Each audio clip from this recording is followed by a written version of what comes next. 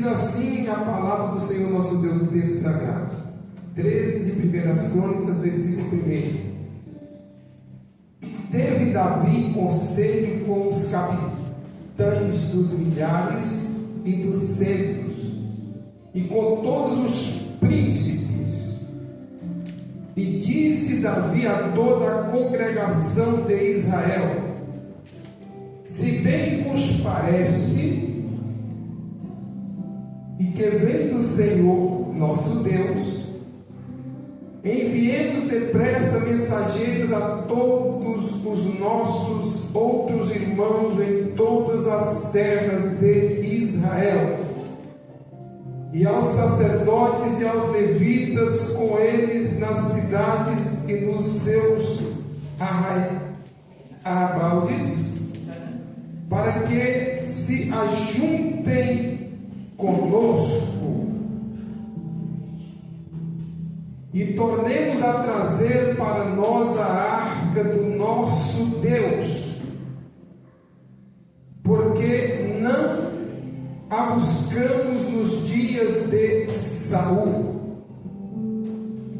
Então disse toda a congregação que assim se fizesse, porque este negócio pareceu reto aos olhos de todo o povo. E ajudou, pois, Davi todo Israel, desde Sior do Egito até chegar em Amate, para trazer a arca de Deus de Kiriat-Jearim.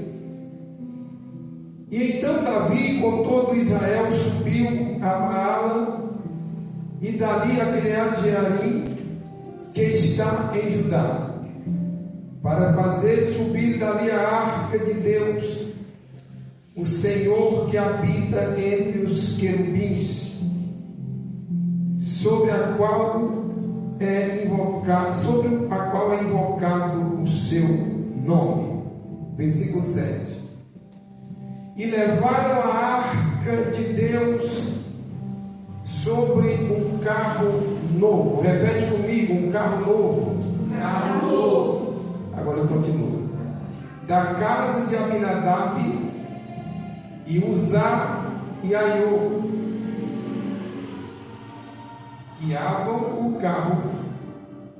E Davi e todo Israel alegravam-se perante Deus com toda a sua força, em cânticos. Repete comigo: em cânticos. Em cânticos.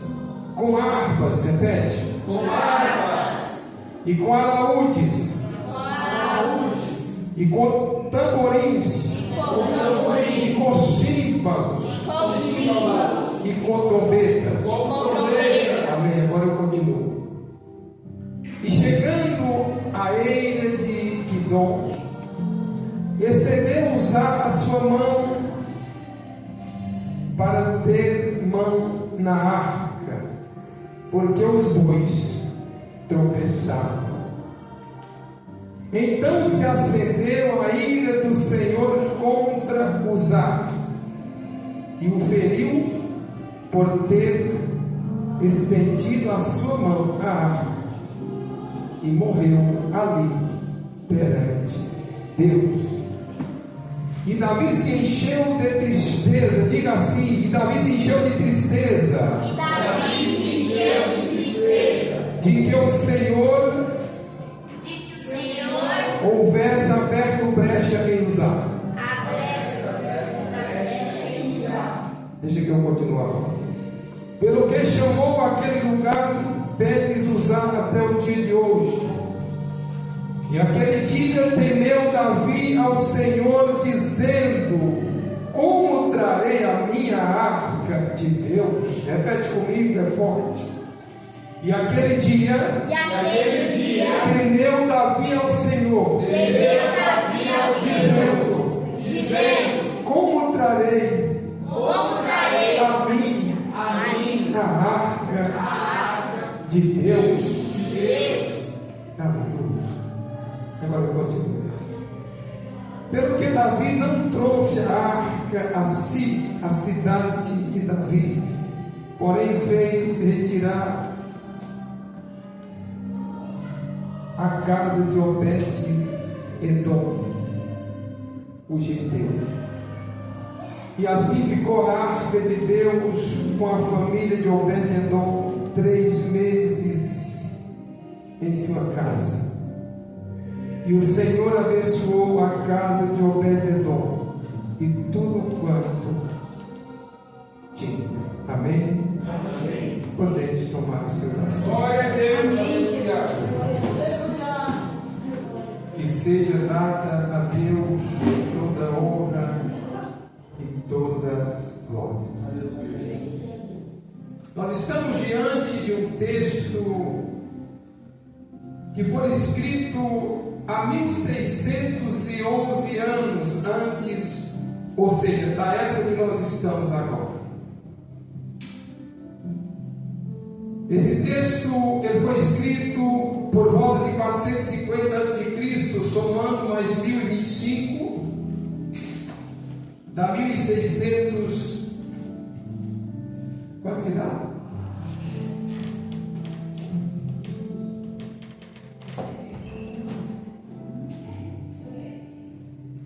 Mil mais 450, 1450 mais 25, mil é desculpa.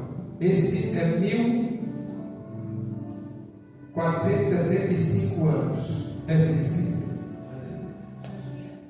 Porque Deus havia permitido a saída do povo de Babilônia.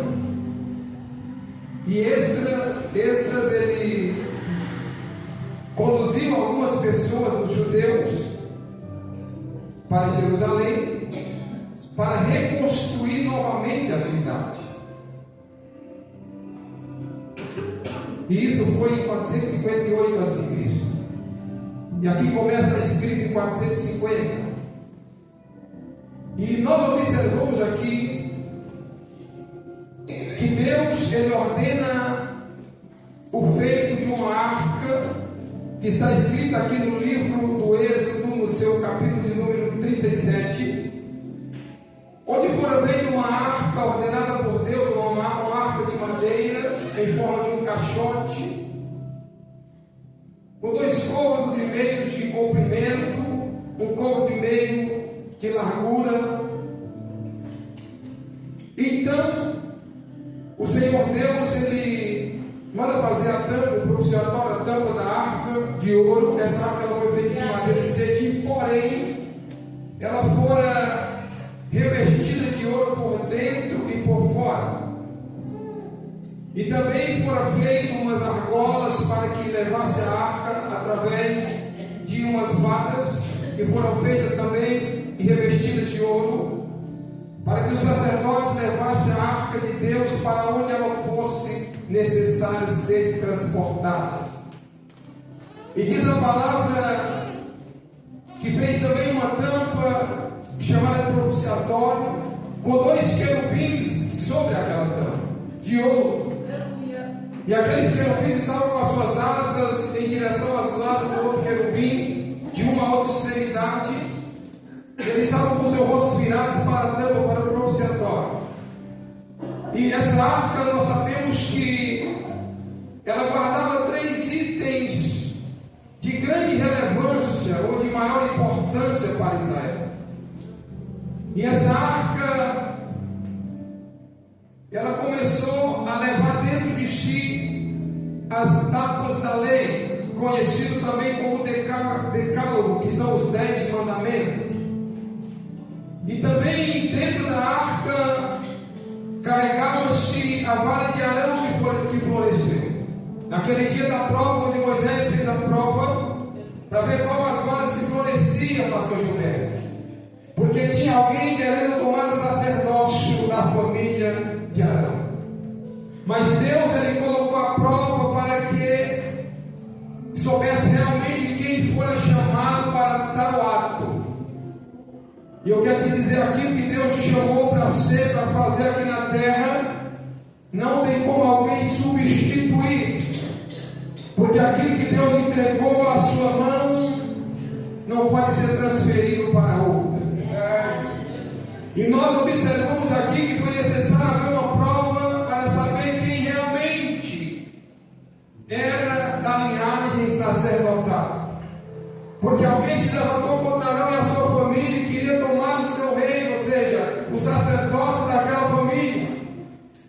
Mas Moisés, sabendo quem era Deus, ele disse: eu não vou tomar atitude por mim próprio, eu vou fazer prova, porque Deus ele há de provar quem é e aquele que não é. Deus ele há de mostrar quem quer fazer a obra e quem quer ganhar dinheiro pela obra. Deus ele vai mostrar quem quer realmente fazer a obra de Deus na terra, ou quem quer se aparecer na obra de Deus na terra. Deus ele vai mostrar quem quer fazer a obra ou quem quer ser visto na obra de Deus na terra. Aleluia. E nós observamos aqui que a vara de Arão ela floresceu, e ali foi confirmado o sacerdócio Arão e a sua descendência, que era da tribo de Levi. E diz a palavra que mais um item de grande importância também tomou lugar na arca de Deus, que foi o maná, aquele pão que descia do céu, que fora pegado uma porção que, como Deus ele disse para Moisés, que se alguém guardasse de um dia para o outro, ele se estragaria, não poderia guardar. Mas quando tirou uma porção para guardar na arca, ele permaneceu durante anos e não estragou, porque aquilo que Deus preserva, pastor Gilberto, permanece até o dia que ele quer que permanece sobre a terra. E diz a palavra que essa arca de Deus, a arca da aliança, a arca do concerto, ela conduzia dentro de si esses três itens de grande importância. E essa arca ela era representada através da presença de Deus. Quando Moisés queria chegar diante de Deus, ele chegava diante da presença ali no tabernáculo, diante daquela arca, e ali Deus se manifestava a Moisés, e Moisés ouvia a voz de Deus. Aleluia. E diz a palavra que essa arca ela estava diante do templo de Siló quando Eli era sacerdote, no período em que Samuel ele se levantou como profeta. E diz a palavra de Deus que uma certa vez os filhos de Eli, Ofni e Finés, levaram a arca para a peleja, pastor Gilberto, contra os filisteus.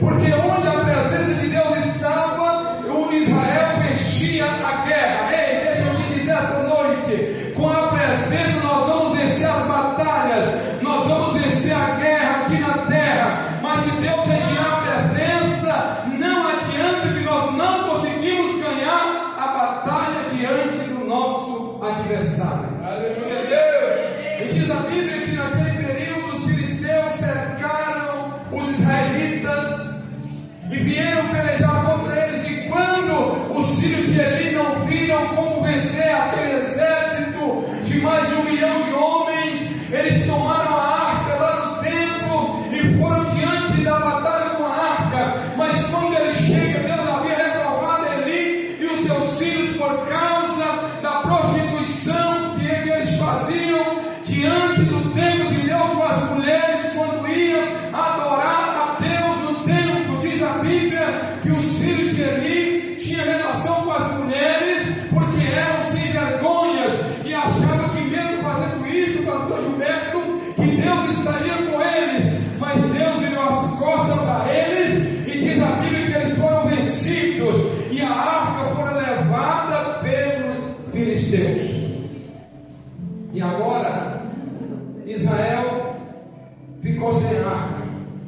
Mas a Bíblia diz que quando a arca chega na cidade dos filisteus, então o Senhor Deus começa a ferir o povo da cidade. Para quê? Para que eles não ficassem com a arca. Os filisteus transportam para outra cidade, e quando eles transportam, Deus fere novamente. Ele diz: não tem como ficar aqui a arca. Então eles fazem um carro novo, colocam duas vacas, e vê que aquelas vacas vão com direção a Israel. As vacas deixaram as suas crias, seus bezerros, e foram com a arca em direção a Israel. Aleluia. Por quê? Porque aqui que pertence à igreja, Satanás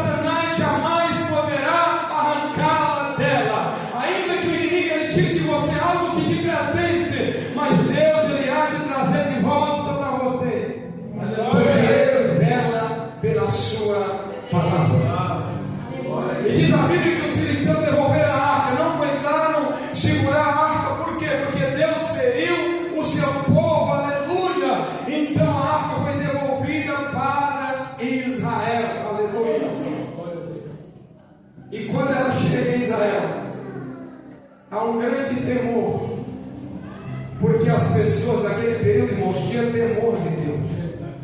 Hoje em dia, quando você fala de temor, as pessoas têm temor de Deus, de andar corretamente, de ter um temor, de ter uma reverência.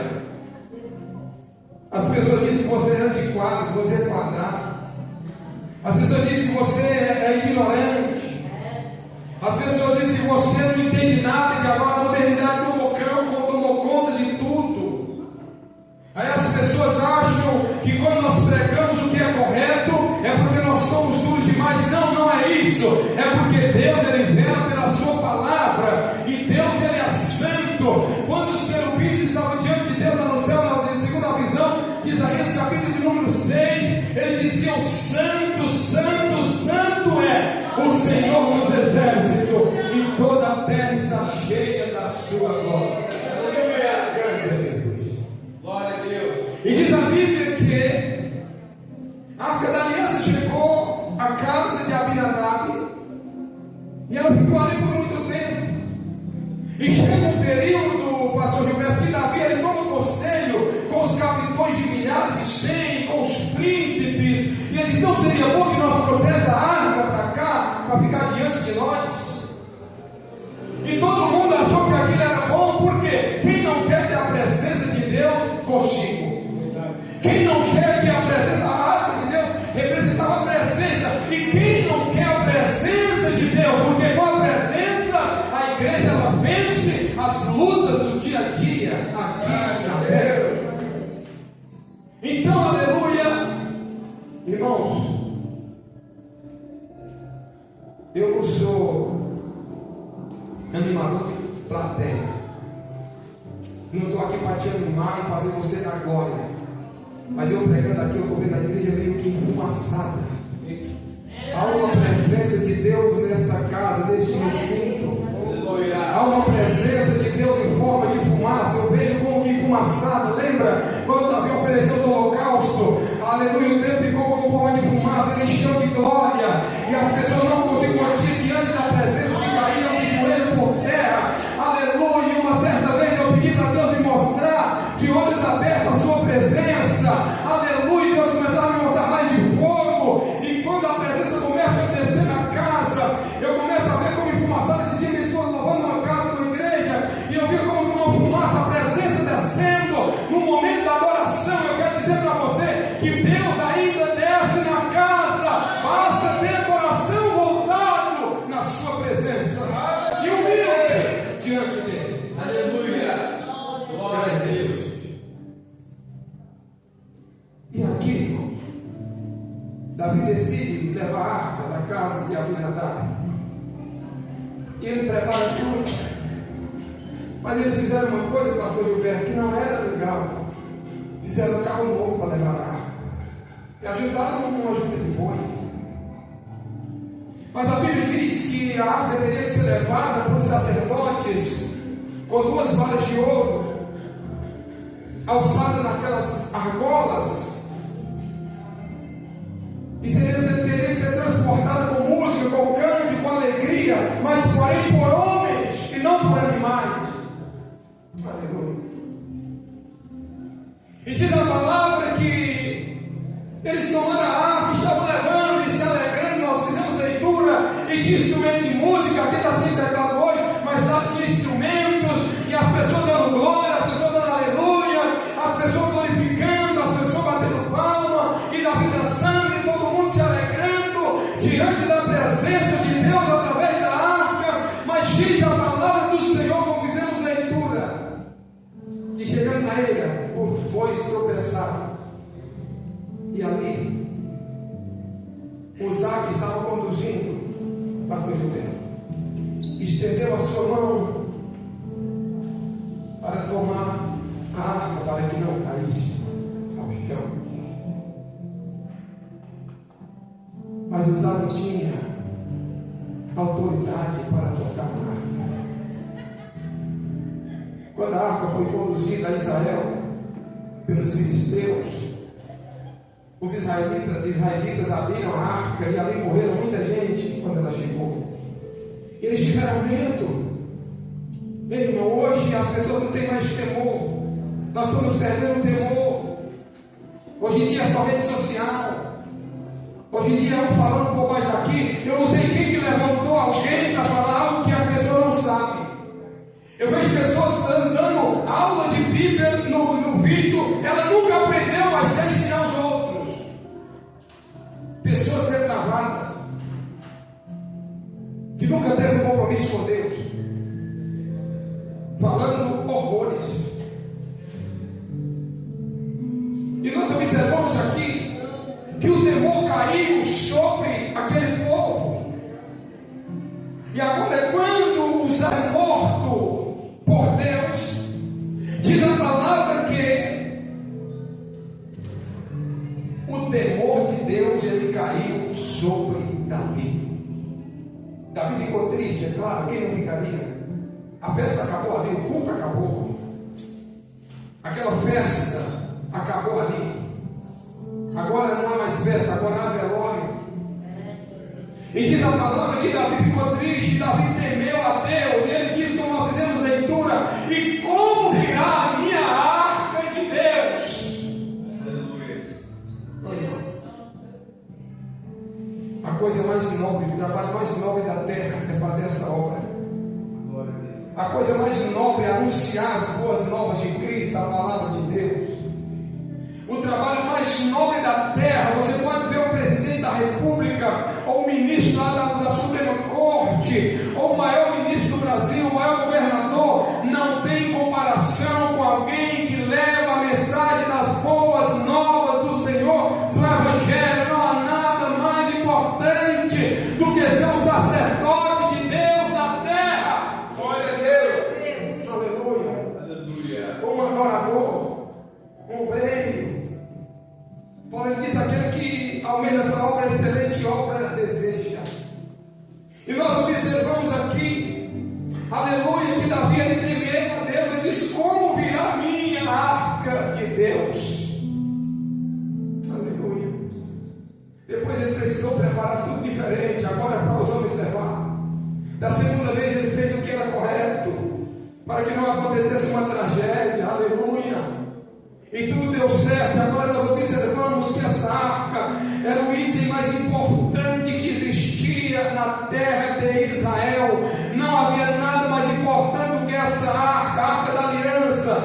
Mas no ano 586 antes de Cristo, quando Jerusalém caiu, Nabucodonosor destruiu a cidade e o templo. Então essa arca desapareceu, pastor Gilberto. Até hoje os israelenses não sabem onde está a arca. Eles clamam pela arca. Não tem templo mais, Jerusalém não tem templo, só tem uma mesquita dos muçulmanos. Israel não construiu novamente o novo templo, o terceiro templo, porque ele está esperando uma ordem divina. Eles não têm mais a arca da aliança, eles almejam pela arca. A arca da aliança sumiu da presença de Israel. Por quê? Porque Israel pecou contra o seu Deus e Deus entregou a nação ruim para os castigar. E assim é com todos nós. Se nós desviarmos do caminho, se nós começarmos a enveredar pelo caminho do erro, se nós começarmos, aleluia, a aceitar o conselho de pessoas que não têm Deus e não conhecem Deus, pessoas que estão dando conselho aí na internet, umas está dizendo que dízimo não é de Deus, que é invenção humana, que é para a igreja, e eu quero saber como vai ter igreja se não tiver dízimo para sustentar a obra.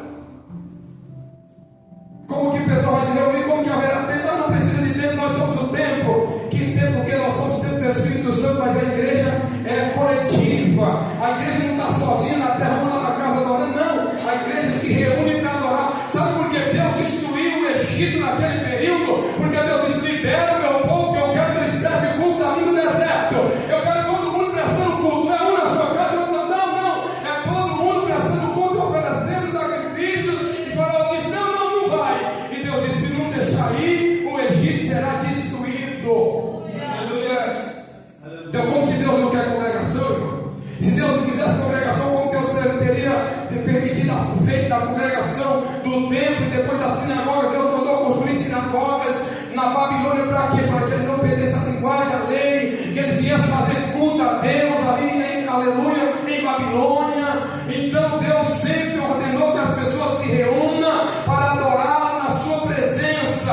E se não tiver ajuda, como que poderá fazer alguma coisa aqui na terra para ajudar as pessoas? Se tiver na rua, a chuva vem, o frio vem, o vento vem, o barulho vem, como que vai se reunir esse povo na rua? É só para a pessoa ignorante, você que fala bobagem na internet. Eu quero dizer para você que vai me ouvir depois aqui através dessa gravação, você não sabe o que você está dizendo. Corrija a tua vida antes que seja tarde demais.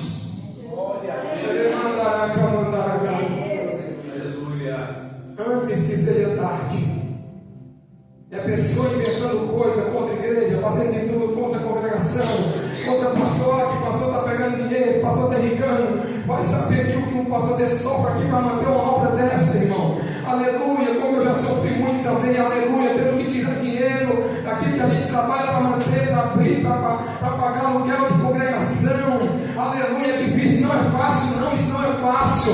E a pessoa fica aqui criticando, não, é claro que tem os ruins, tem os loucos por aí, mas nem todos são iguais. É verdade. Cada um dará conta da sua parte, daquilo que fez aqui na terra. E seja lá qual for o interesse nosso aqui na terra, na obra vai pagar. Não interessa se a igreja é grande, se é pequena, se é rico, se é pobre, não, vai pagar do mesmo jeito, vai ter que dar conta. No dia do juízo vai ter que dar conta daquilo que faz aqui na terra. Aleluia. Então nós observamos aqui que Israel perdeu a arca. Aquela que Davi tanto almejou estar na cidade, eles perderam. Até hoje não existe mais arca em Israel. É a coisa que mais dói no coração deles. Não tem arca e não tem templo. Nós temos templo, aqui temos o evangelho, temos a palavra, e às vezes a gente reclama que não está bom. Israel não tem nada disso. Só o muro vai dar por ficar se lamentando. O povo escolhido de Deus não tem templo. Pelo menos lá não tem. Eles fazem sinagoga em todos os países. Lá tem sinagoga, mas o templo não tem. E no Brasil já tem um aqui que diz que é de Salomão, mas no Macedo vai dizer que é de Salomão, mas tem. Conseguiram fazer. Mas Israel não tem. Tem que ficar lá no muro, pastor. Para lembrar do tempo, lembrar da destruição, lembrar do sofrimento, lembrar do pecado que pecou. Então tome cuidado com a vida que você leva aqui na terra. Hoje em dia